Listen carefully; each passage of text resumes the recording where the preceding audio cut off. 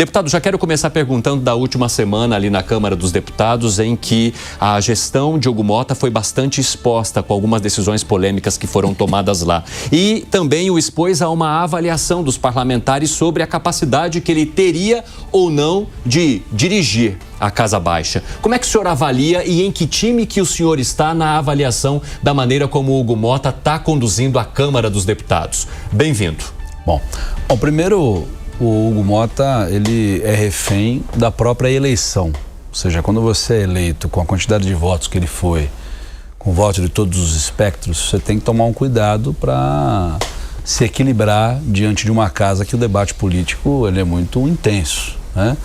E talvez o equívoco que o presidente tem tido, não só nessa última votação, mas é uma opinião particular minha, é de que ele tenta ser uma pessoa equilibrada, justa, numa casa que não tem espaço para você oferecer pautas para todos os espectros. Você acha que ele vendeu coisas muito opostas para muita gente, agora não está conseguindo cumprir? Eu acho que ele tem sido influenciado por gente que não participa do dia a dia da casa e que necessariamente não tem os melhores interesses republicanos com a sociedade. Você pode dizer quem? Ciro Nogueira, presidente do PP, o Rueda, presidente do União Brasil, sobretudo.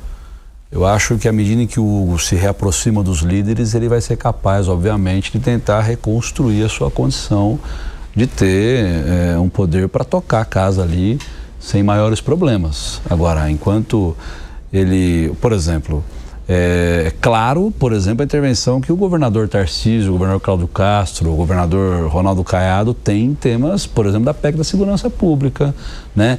Em agendas da economia, né? Quando você fica sujeito a quem está de fora, que tem o interesse em trazer o debate eleitoral para um momento em que não tem que se discutir isso necessariamente, você vai desagradando todos os lados, né?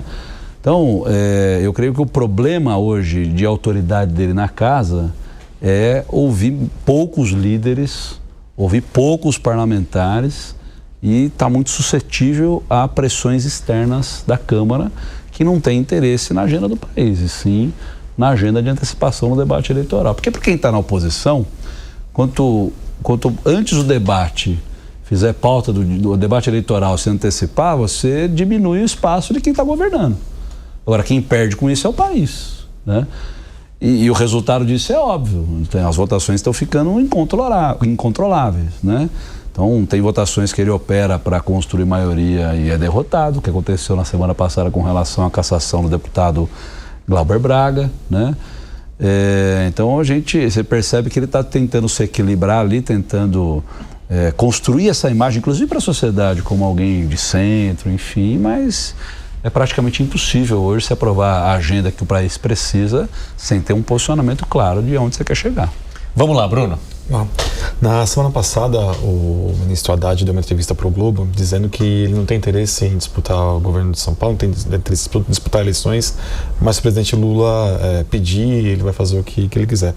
O PT está com uma dificuldade aqui em São Paulo para indicar um nome, né?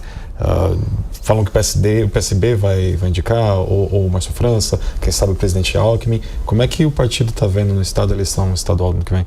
Bom, os melhores nomes que nós temos, não só do PT, mas como do campo que a gente reuniu na eleição do presidente Lula, tanto do PSOL, Guilherme Boulos, PSB, Geraldo Alckmin, Márcio França, do PT, o próprio Haddad e os nossos ministros, todos eles estão cumprindo tarefas nacionais. São ministros, portanto, a agenda que eles têm tocado agora são a agenda de governo. É imprudente, na minha opinião, qualquer um deles se lançar como candidato nesse momento, enquanto eles estão cumprindo uma agenda de governo. Imagina o ministro da Economia, de repente, começar a falar de eleição e não falar sobre o mercado de capitais, não falar do setor produtivo, não enfrentar essa crise que a gente enfrentou com relação ao tarifaço imposto pelo governo americano, enfim. Então, eu creio que nós não temos falta de candidato nesse caso. No momento correto, que a gente desenhar aí o processo de desincompatibilização dos cargos para poder se apresentar para a sociedade como candidato. O que nós temos em São Paulo, na minha opinião, é o excesso. Tem candidatos mais à esquerda, o caso de Guilherme Boulos, como é o caso de candidatos mais ao centro, o caso do vice-presidente Geraldo Alckmin, que pode se colocar como candidato.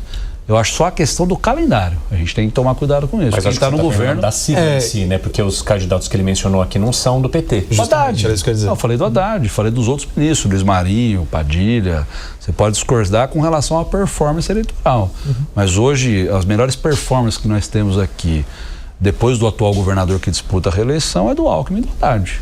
E é uma performance muito positiva, na minha opinião, se a gente olhar o histórico das disputas em São Paulo, né? Acho que nas pesquisas, a diferença entre Tarcísio Alckmin, Tarcísio e Haddad está de 8 ou 10 pontos, que é um número, obviamente, completamente competitivo, na minha opinião.